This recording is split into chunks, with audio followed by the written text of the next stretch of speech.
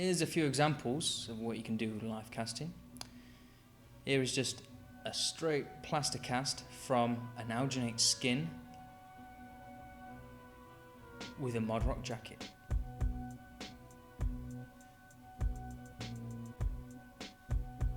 To make the whole head involves 2-part mould using the same method, so we use an alginate skin with mod-roc jacket. Put the pieces together after we get the original head out of the model, and then fill it with plaster.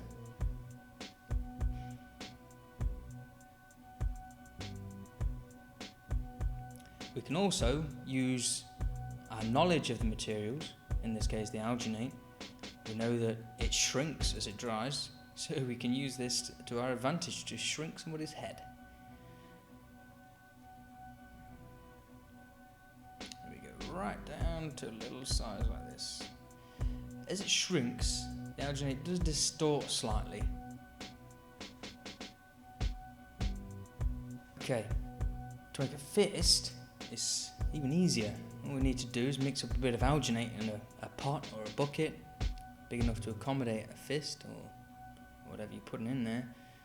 Wait for it to set, pull your fist out, fill it with plaster. You can also use condensation cure silicone directly into an alginate mould. Alginate is water based, so you must use a material that is compatible with water. Okay, this is exactly the same, except taken from a shallow pool instead of a deep bath of alginate.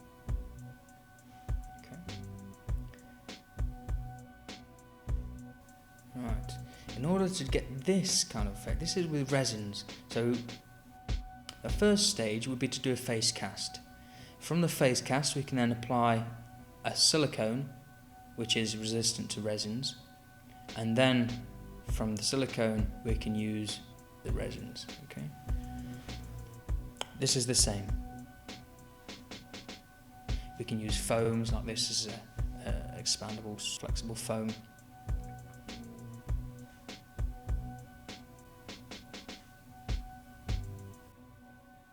This one's a combination of different polyurethanes, rubbers, foams, resins, all polyurethane, all taken from a silicone mould.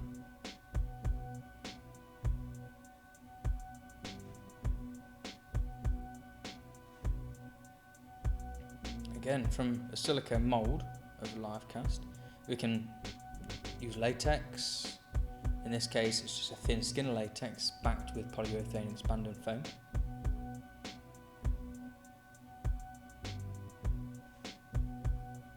But it doesn't have to stop there. Your imagination is your only limit. As long as it can melt and then re-solidify again, we can use anything. In this case, chocolate. We can also cast negative space. So we can cup our hands in this case, pour alginate in there, wait for it to set, put it in the bottom of a vessel, and then pour plaster over the top.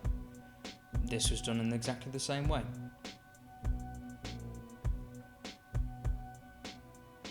It's a fantastic way to get quite abstract, detailed looking live casts. To make a live casting, we need 4 elements. We need alginate. This is the dry, powdered form of alginate. It needs water adding to it to become its true gel self. This is mod-roc, or plaster bandage. It's what we use to reinforce and back the alginate gel. This is plaster. Plaster is what we use as a casting agent when we have the mould.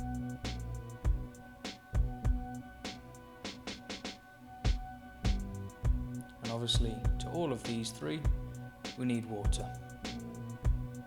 So we're going to add a little bit of water to the alginate to start, a little bit more. Obviously, always remember our safety specs. A drill with a whisk attachment on the end. thoroughly in until you get a nice even consistency.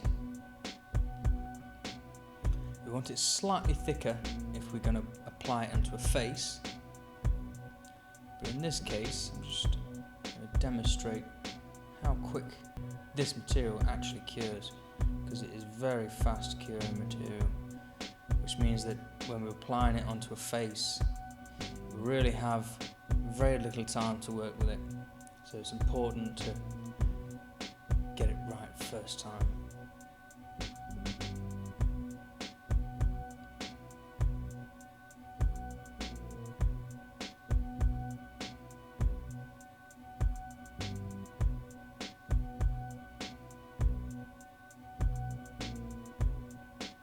If we use cold water, it'll help stop the alginate setting too quickly. If we use hot water, it'll accelerate that cure time. Obviously, depending on what you're doing, depends on if you want it to set quickly or not. So you have to be very careful with it when you're peeling it off. So now this is dry, I can just work it away from my fingers.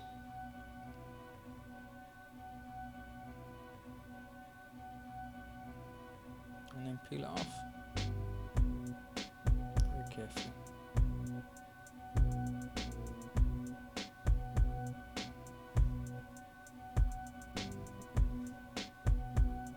As you can see, there's a lot of detail on there. Okay, mod-roc. Now mod-roc, we use warm water because we want it to set a little bit quicker. If we use cold water, we might end up being here a bit longer than we imagined. Just simply rub it into the surface. You can use it straight onto the skin. Obviously, if you're using it on an area that has got hair, you're going to want to put a little bit of Vaseline on there, otherwise you might end up with a rather painful hair removal method. Usually when you're using mod-roc, we'll put 2 or 3 layers on. Each layer needs to be smoothed into the previous layer. Make sure you work out any air bubbles from underneath as well.